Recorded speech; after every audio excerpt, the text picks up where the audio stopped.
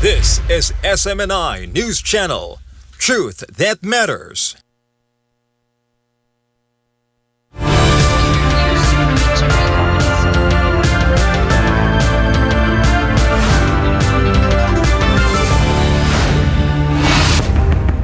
In the headlines, Cuba warns of a bloodbath at the UN. Cuban Foreign Minister Bruno Rodriguez Parilla warned that any U.S. military aggression would trigger an immediate catastrophe, slamming Washington's recent provocations.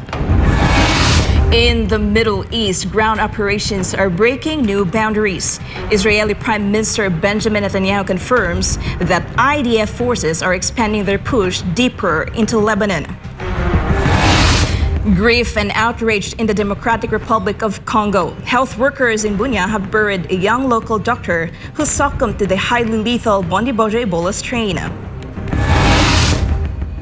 Back at home, Malacanang flatly dismisses rumors of a no-election scenario for 2028.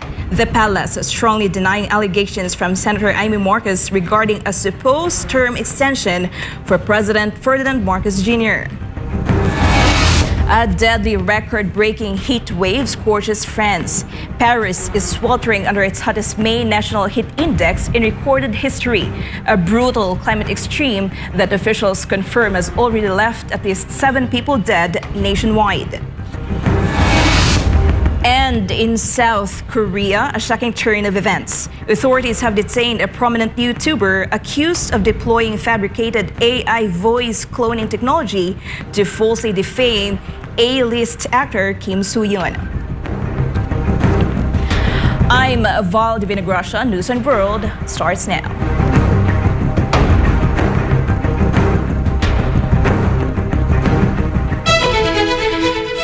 Powerful Israeli missiles ripped through a densely packed shopping district in Gaza City on Tuesday, leaving numerous civilians dead as Israel revealed the attack targeted Hamas' new military wing chief. Rahel Parva has the news.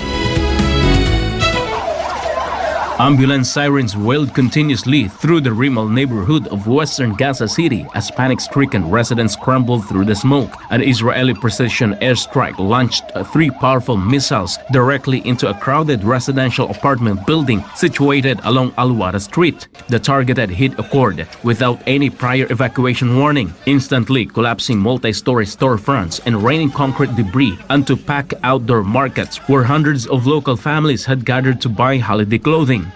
اللي صار يا عم الناس ماشيه تتسوق عادي ماشيه قصفوا هون في الدار اللي فوق ناس كلها شاهده وناس كلها جت تتسوق جت للعيد. The Prime Minister's office and the Minister of Defense issued a joint operational communique confirming the strike specifically targeted Muhammad Odeh, the newly appointed commander of the Ezzedine Al-Qassam Brigade.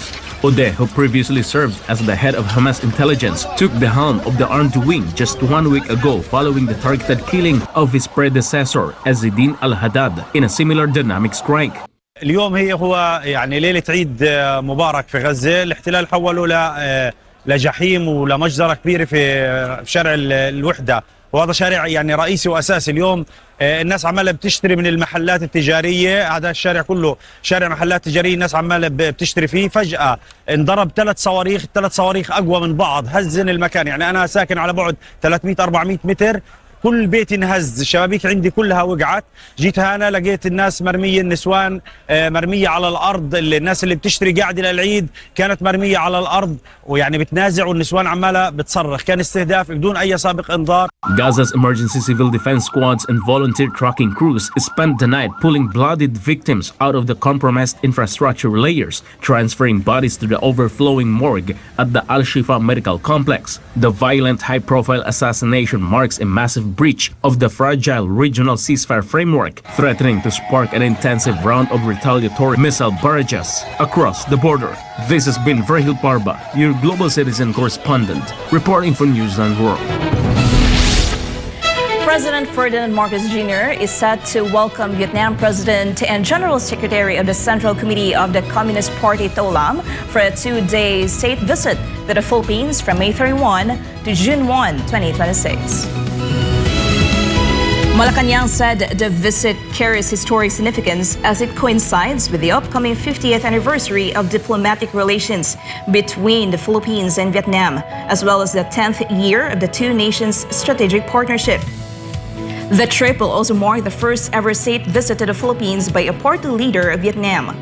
During their bilateral meeting, Marcos and To are expected to discuss the decades-long cooperation between the two countries and explore ways to further strengthen ties in key areas such as trade and investment, food security, defense and maritime cooperation, education, tourism, and people-to-people exchanges.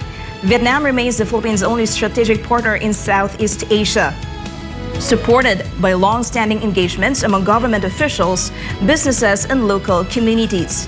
More than 7,000 Filipinos currently reside in Vietnam. Meanwhile, the Philippine Consulate General in Ho Chi Minh City is expected to open by mid-2026. Israeli Prime Minister Benjamin Netanyahu confirmed Tuesday that ground forces are expanding operations deeper into Lebanon, charging past the established ceasefire line to capture strategic highs. More on this from Verhil Parba. The fragile ceasefire along the Israel-Lebanon border is rapidly unraveling as Israeli ground forces push deeper into southern Lebanon. In a televised address, Prime Minister Benjamin Netanyahu announced that the Israel Defense Forces are deploying major ground formations to seize and secure key strategic areas. Military reports indicate mechanized brigades have advanced beyond the so-called Yellow Line, a buffer zone established by Israel several kilometers inside Lebanese territory following earlier ceasefire arrangements. בהנחיה שלי ושל שר הביטחון, יחד עם הרמטכ"ל, אנחנו מעמיקים את הפעולה שלנו בלבנון. צה"ל פועל עם כוחות גדולים בשטח, הוא תופס שטחים שולטים. אנחנו מבצרים את רצועת הביטחון כדי להגן על יישובי הצפון. The ground offensive comes alongside a sharp escalation in Israeli airstrikes. The Israeli Air Force carried out more than 120 strikes in just 24 hours across the Bekaa Valley and southern coastal areas. Lebanese health officials say at least 31 people were killed, with heavy damage reported in Nabatea and near the historic Beaufort Castle. Prime Minister Benjamin Netanyahu said the escalation is also tied to an accelerated effort to counter Hezbollah's growing use of fiber optic and explosive drones, which Israel says have killed 10 soldiers since mid-April. במקביל אנחנו מקדמים מאמץ לאומי ענק כדי לקדם פתרונות יצירתיים וחדשניים נגד רחפני הנפץ. אנחנו מגבים, משבחים את המפקדים והחיילים הגיבורים שלנו, הם נמצאים עמוק בשטח, אנחנו סומכים עליכם. The widening offensive comes despite a 45-day ceasefire extension brokered by the United States in Washington on May 15. Formal negotiations are still expected to resume next month, but Israeli defense officials have signaled plans to maintain permanent security belt reaching the Litani River. The proposed zone would effectively bar civilians from returning to nearly 10% of Lebanese territory. This has been Verhil Parba, your global citizen correspondent, reporting for Newsline World. Cuban Foreign Minister Bruno Rodriguez Parilla delivered a defiant address to the UN Security Council in New York, warning that any U.S. military aggression would provoke a bloodbath induced by Washington's recent actions. Almar Forzuela will give us more details. The diplomatic battleground over Cuba has shifted directly to the United Nations, addressing an emergency session of the UN Security Council. Cuban Foreign Minister Bruno Rodriguez Parilla sharply accused the United States of actively sabotaging international humanitarian law and threatening regional peace.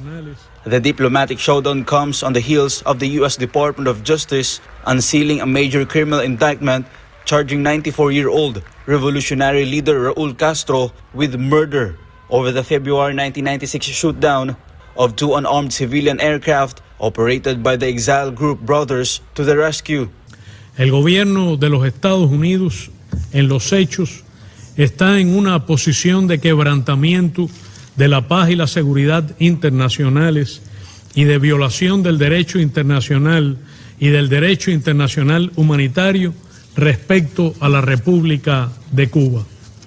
La instrucción de cargos penales contra el líder de la Revolución Cubana, general de ejército Raúl Castro Ruz, es un acto moralmente infame y legalmente arbitrario por abuso de la jurisdicción de las Cortes estadounidenses.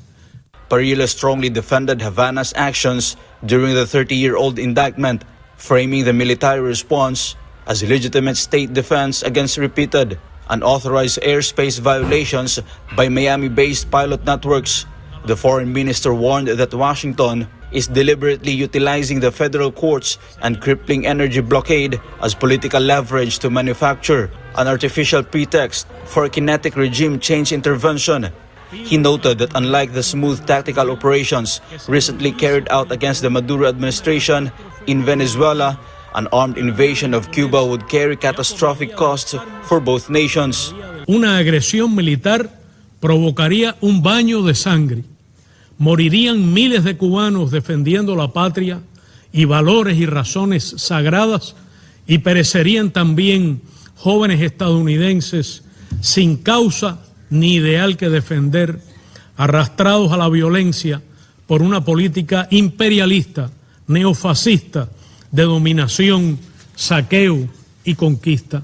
El cerco petrolero o energético que Estados Unidos aplica a Cuba equivale por sus efectos a un bloqueo naval, que es un acto de guerra y de genocidio. Despite the severe deterioration of bilateral ties and provocative statements from U.S. Secretary of State Marco Rubio, Parilla emphasized that Havana remains conditionally open to holding structured, civilized talks. However, he insisted that any future diplomatic resolution requires Washington to respect Cuban sovereignty, lift its naval cargo embargoes, and completely halt interference in the island's internal political system. Reporter for Newsline World, Almar Forsualo, SMNI News. Up next, grief and outrage in the Democratic Republic of Congo. Health workers in Bunia have buried a young local doctor who succumbed to the highly lethal Bondiboja Ebola strain. And Malacanang flatly dismisses rumors of a no-election scenario for 2028. The palace strongly denying allegations from Senator Amy Marcos regarding a supposed term extension for President Ferdinand Marcos Jr. More news when News on World returns.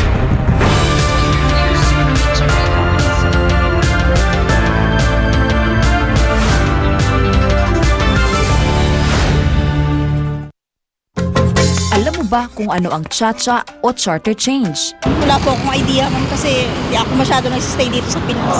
Wala pa kasi masyadong information kasi tungkol diyan. Di po ako masyadong familiar kung paano po siya nag-work, pero naririnig ko na po siya. Wala talagang idea regarding sa charges change. Hindi ako sure po. Ang pag-intindi ko sa charter change, pira yan. Ako talaga hindi ko pa lubos talaga na maiintindihan yan. Wala talaga akong idea kung ano talaga ibig sabihin ng cha-cha talaga. Kung ano mas nakakabuti, siyempre yun ang dapat baguhin. Ito lang yung kulungan ng charter change. Mas maganda kung binabago para mapalitan yung ibang walang kabuluhan. Charter change, hindi ba yung sa tungkol sa DNR yun? Yung charter change, yun yung pagbabago ng saligang batas, no? Yung Philippine Constitution ng 1987 ba yan? Oo. Ano nga ba ang dahilan bakit matunog ang charter change o ang pagbabago ng konstitusyon ng bansa? Ano nga ba ang ibig sabihin nito? Ang cha-cha ay ang legal na proseso para baguhin ang kasalukuyang 1987 Constitution na umiiral sa bansa. Maaaring isagawa ito sa tatlong pamamaraan: ang People's Initiative, Constituent Assembly, at ang Constitutional Convention. Isa-isahin natin ito.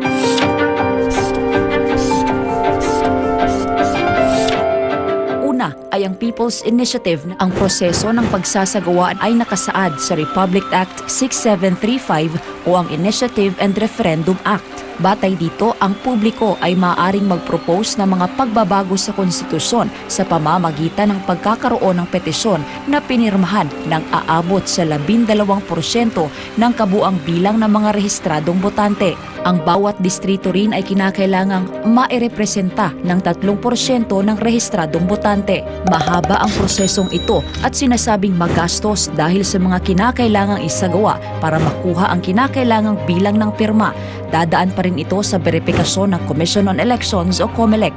Kung makuha na ang kinakailangang bilang ng pirma at matapos na mailathala ng 2 beses sa mga pahayagan, ang lahat ng botante sa bansa ay magsasagawa ng referendum at magdedesisyon kung aaprubahan ba o hindi ang nasabing pagbabago sa konstitusyon. Kinakailangan ay sumang-ayon ang publiko para maisakatuparan ito. Magiging epektibo ito 15 araw matapos na mailathala sa Official Gazette o pahayagan ng kadalasang binabasa ng publiko o General Circulation. Ang Constituent Assembly naman na sadyang matunog ngayon dahil sa mga kumakalat na isyu tungkol dito ay binubuo ng lahat ng mga miyembro ng Bicameral Congress ng Pilipinas. Ito ay ang Senado at House of Representatives. Sa ilalim ng Article 17 ng 1987 Constitution, ang mga pagbabago ay aaprubahan sa pamamagitan ng boto ng 3/4 ng lahat ng mga miyembro ng Kongreso.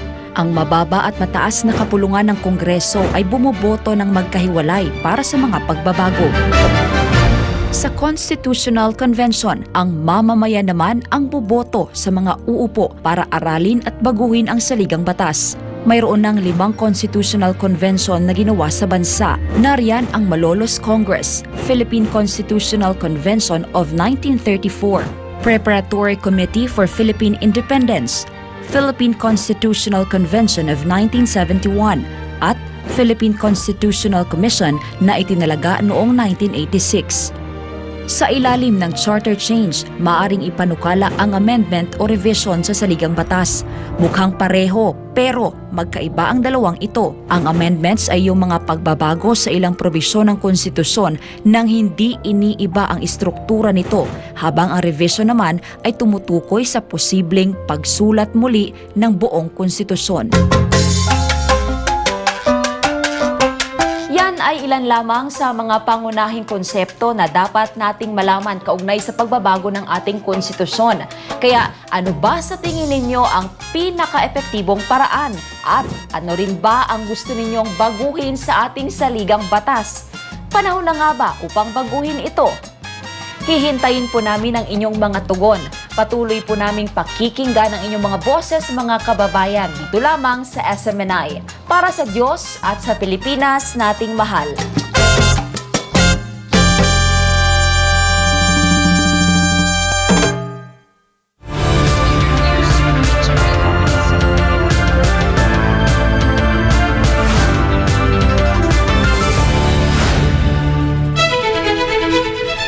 Malacanang strongly denied speculations that a term extension is being planned for President Ferdinand Marcos Jr., alongside claims of a supposed no election or no-L scenario for the 2028 elections. According to the palace, these claims are clearly just a diversionary tactic meant to shift public attention away from more pressing national issues. Ina Mortal reports.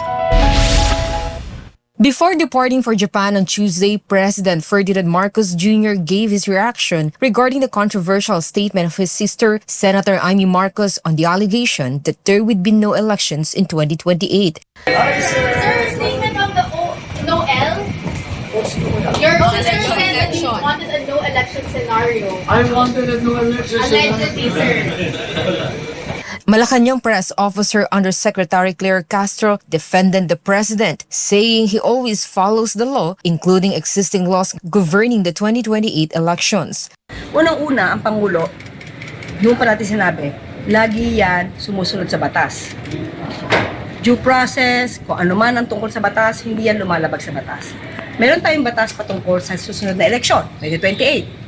So, nakakasiguro tayo na ang Pangulo ay susunod sa batas. The palace official also believes there is another motive behind the circulation of the issue. It is allegedly meant to cover up more serious national concerns, particularly the upcoming impeachment trial and the recent commotion in the Senate. Sa ating tingin, sa ating pagkakaintindi rito, ito ay para matakpan, matabunan ang totoong issue. Nalalapit na po yung impeachment trial. So alam naman natin kung ano yung gusto ni Senator Amy pagdating sa impeachment trial. Wala pang ang trial pero para meron na siyang judgment. And at the same time, para mapagtakpan kung ano nangyari talaga sa Senado. Diversionary tactic? The way I see it, yes, oo. Diversionary tactic. Meanwhile, aside from Malacanang, senators are also united in rejecting the issue. In separate statements, Senate leadership and members assured the public that there is no plan or preparation for a no-L scenario or for any charter change aimed at extending terms. Lawmakers stressed that the 2028 elections will proceed as scheduled and that the institution will not allow any move that violates the Constitution. Reporting for Newsline World, this has been Ina Martel, SMNA News. A young Congolese doctor who contracted the deadly Bondiboja Ebola strain while treating patients was buried under strict biohazard protocols in Bunia as heavy casualties fuel frontline tensions. Joy Tabanao has the story. A heavily sterilized burial ceremony took place in Bunia, the capital of the volatile Ituri province in the Eastern Democratic Republic of Congo. Red Cross extraction teams and local health workers, clad in full protective hazmat suits, carefully transported the coffin of a young medical professional who succumbed to Ebola after treating a cluster of highly infectious patients. Mourners, kept at a strict distance by civil defense marshals, watched in tears as containment personnel systematically coated the gravesite, vehicle wheels, and medical gear with intensive chemical disinfectant sprays. The death of the frontline doctor has sent a wave of grief and acute anxiety through the region's severely overextended medical community. Familia tunapoteza. Kama unaona kijana huyu c'est un garçon très humble, très doux, très calme na haya hana magumu ndani ya jamaa yote, hana magumu na mtu. Donc anasoma masomo yake na alikuwa anasaidia familia kabisa kwa matunzo. The tragic loss directly highlights the escalating operational hazards facing healthcare workers combating the country's 17th documented Ebola crisis. Since the Ministry of Public Health officially declared the emergency on May 15, suspected infections have surged past 750. With at least 177 fatalities tracked across mining hubs and major transit zones. The threat is compounded by the fact that the epidemic involves the rare Bondiboja Ebola virus strain, for which there are currently 0 approved vaccine models or standardized drug therapeutics available in the global market. Ça me fait très mal parce qu'un confrère à nous qui avait prêté serment de soigner les malades, mais qui lui-même meurt. Et nous sommes des humains, tout le monde est appelé à mourir, mais nous avons effectivement peur, nous avons sérieusement peur parce que nous tous, nous sommes censés gérer les malades. Aujourd'hui, il y a des malades qui arrivent, demain, il y aura encore des malades qui viendront. Nous avons peur, nous avons vraiment peur, mais on ne peut pas laisser les malades. The rapid, unchecked geographic expansion of the virus into neighboring North and South Kivu provinces has prompted the World Health Organization to designate the outbreak a public health emergency of international concern. In response to an imported fatal case detected in Kampala, neighboring Uganda has rapidly established armed border checkpoints and stringent travel checks. Meanwhile, inside the DRC, emergency teams face a double threat, battling a lethal pathogen with no vaccine while navigating widespread community mistrust, which has already sparked violent retaliatory riots and the destruction of isolation wings. This has been Joy Tabanao, your global citizen correspondent reporting for Newsline World. A teen's request to try a zipline ride became his family's last moment with him after he fell nearly 45 feet at Agra Chowpatty near the Taj Mahal. Authorities are now investigating the incident over alleged negligence. Stella Marie's reports.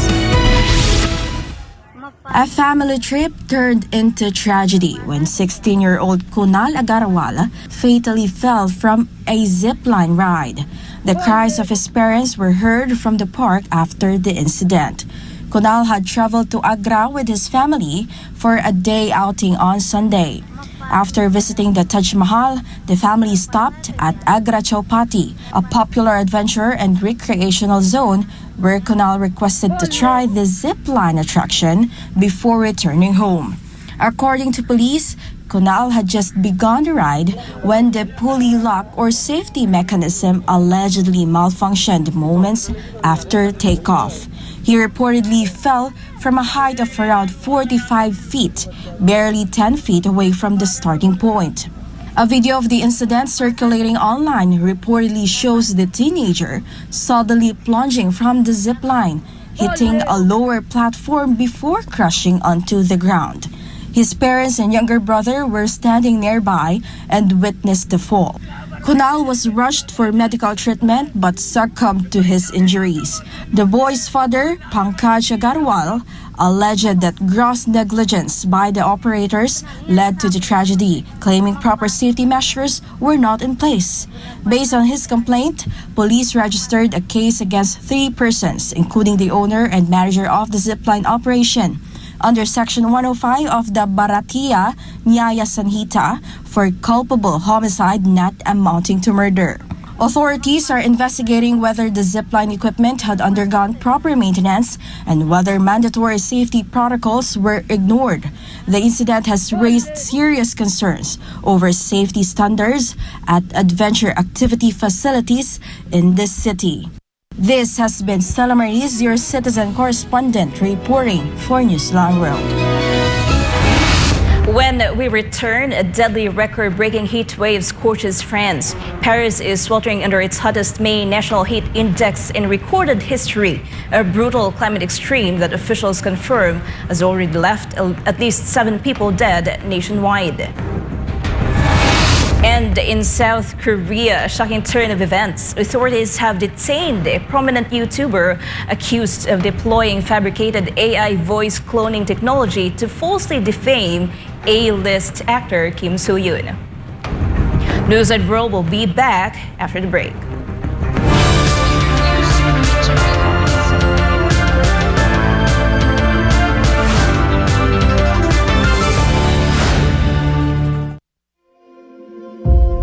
For years, Sunshine Media Network International has remained committed to delivering truth that matters.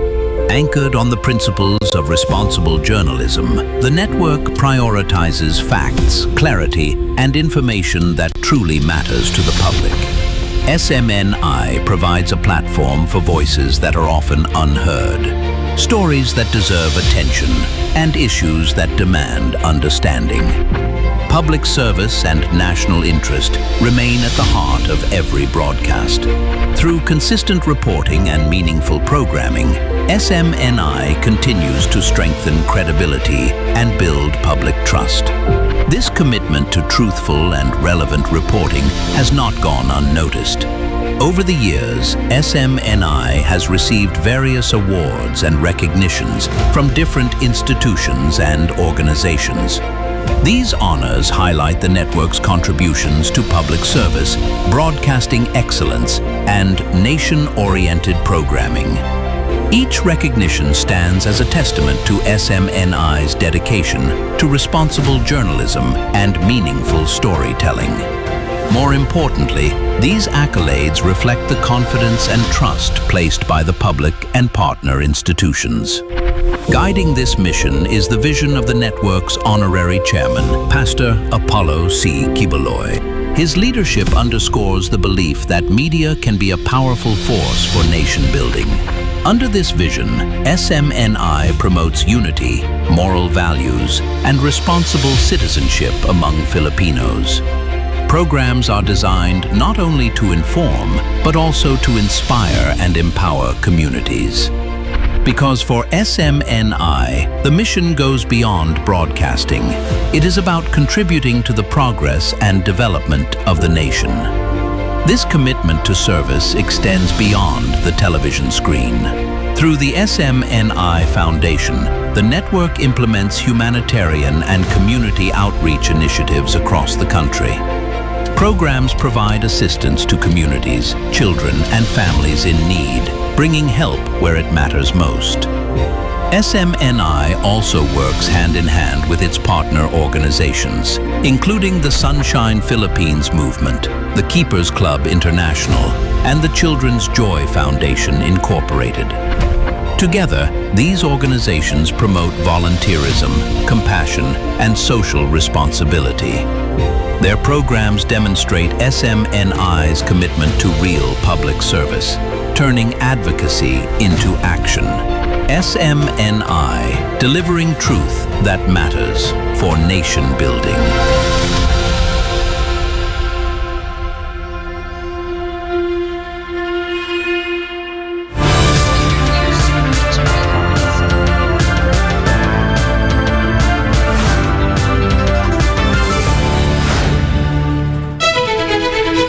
Has sweltered in intense heat as temperatures recorded the hottest May day in France's history. The severe heat wave has reportedly responsible for 7 casualties nationwide. Carlo de la Peña reports.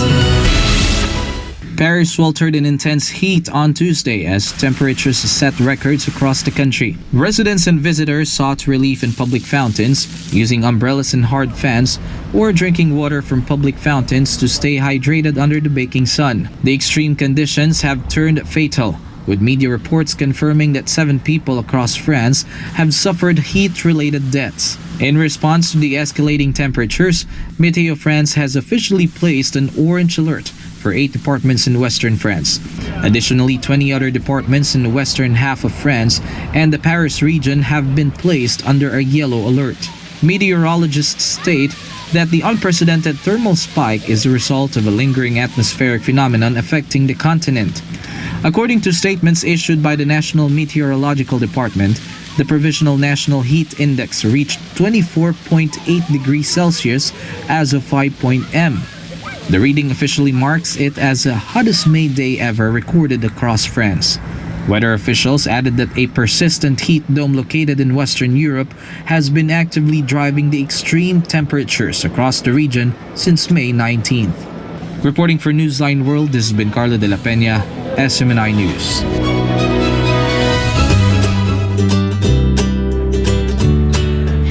Afraid of heights? Kazakhstan's Special Forces dog Arisha clearly isn't. The military working dog has gone viral after footage showed her parachuting from an aircraft alongside her handler during a high-altitude jump over Almaty, showcasing the intense training and precision of the country's airborne canine units. Stella Mariz is back for more stories. Arisha, one of Kazakhstan's top special forces dogs, was seen securely harnessed to her handler as the pair exited a military aircraft before descending by parachute over the Almaty region. Videos of the jump were released online and have since gone viral, drawing millions of views and reactions worldwide. The dog is believed to be a Belgian Malinois, a breed widely used by military and law enforcement agencies because of its intelligence, agility, and ability to remain calm in high-pressure situations. In the footage, Arisha appeared composed throughout the jump and landed safely with her handler. Arisha has undergone years of specialized military and mountain training with Kazakhstan's Special Operations Forces. Officials reportedly described the jump as part of ongoing airborne readiness exercises involving tactical canine teams. The video also sparked debate online, with many viewers praising the dog's discipline and courage, while others raised concerns about the risk involved in military parachute exercises involving animals. Kazakhstan's military has defended the use of trained service dogs in such operations, emphasizing that the animals are carefully prepared for demanding missions. Great job, Arisha! Looks like she's got the nerves, skills, and courage of a real-life Mission Impossible star. This has been Stella Mariz, your citizen correspondent, reporting for Newsline World.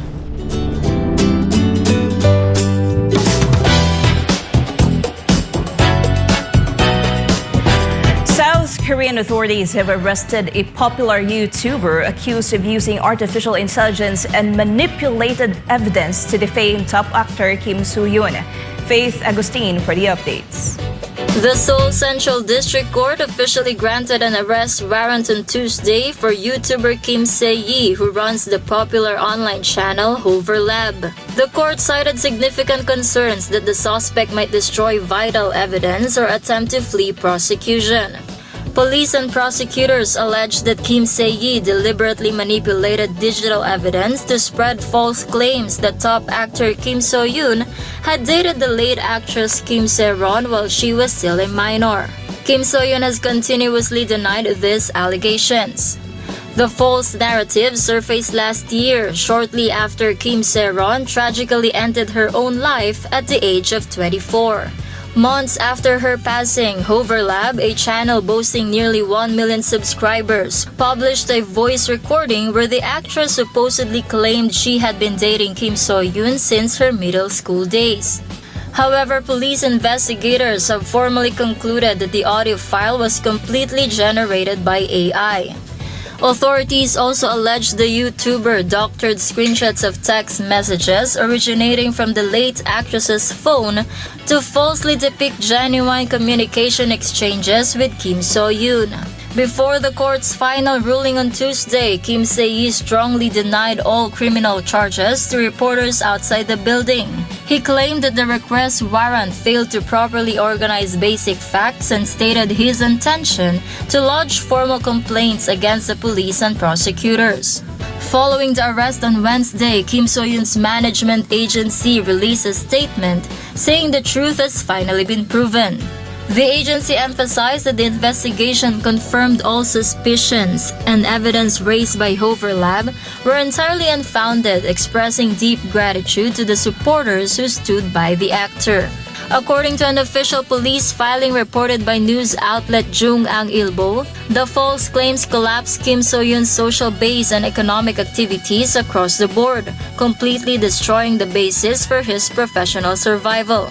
The filing also revealed that the actor is still receiving active psychiatric treatment due to the severe distress caused by the targeted campaign.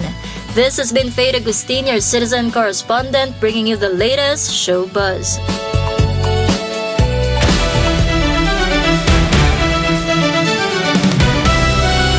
For our sports updates, the New York Knicks are headed back to the NBA Finals for the first time since 1999 after dominating the Cleveland Cavaliers to complete a 4-game sweep of the Eastern Conference Finals. Meanwhile, world number 1 Yannick Sinner opened his French Open campaign in dominant fashion after sweeping past French wildcard Clement Tabou to extend his remarkable winning streak at Roland Garros. Carlo Del Peña tells us more. Karl Anthony Towns powered New York with 19 points and 14 rebounds, while OG Anunoby added 17 as the Knicks stretched their postseason winning streak to 11 games. Landry Shamet provided a major spark off the bench with 16 points, while Jalen Brunson and Mikal Bridges chip in 15 each in a one-sided victory that saw New York lead by as many as 45 points. The Knicks seized control after erasing an early Cleveland lead, exploding with a 20-0 run in the opening half to silence the Cavaliers and energize a large contingent of New York fans inside the arena. Donovan Mitchell scored 31 points for Cleveland, but the Cavaliers struggled offensively during key stretches and were swept in a playoff series for the first time since the 2018 NBA Finals. The victory sends the Knicks to only their third NBA Finals appearance since winning their last championship in 1973, where they will face either the defending champion Oklahoma City Thunder or the San Antonio Spurs. Meanwhile, Sinner entered the tournament fresh off titles victory in Indian Wells, Miami, Monte Carlo, Madrid, and Rome, and is now pursuing both his first Roland Garros crown and a career Grand Slam after falling to Carlos Alcaraz in last year's historic French Open final. The Italian star delivered a commanding 6-1, 6-3, 6-4 victory over Tabor on court Philippe Chatrier to advance comfortably into the second round. Sinner controlled the match from the start, using his powerful baseline game and the sharp movement to keep the French wildcard under pressure throughout the contest. Tabor showed resistance in the third set with the backing of the home crowd, but Sinner stayed composed and sealed the win after finally converting his 5th match point. The victory stretched Sinner's unbeaten run to 30 matches and improved his record against French opponents to 28 consecutive wins as he continues his dominant 2026 campaign. Reporting for Newsline World, this has been Carlo de la Peña bringing you the latest sports news. And before we end, may you be inspired with the words of the appointed sign.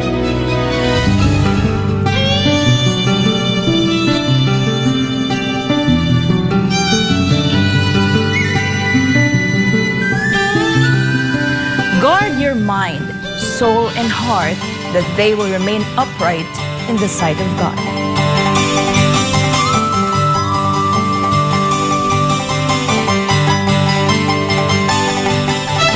And that's all for this edition of Newsline World. For God and my beloved country, the Philippines, I'm Val Divina Gracia. Thank you for watching. Goodbye.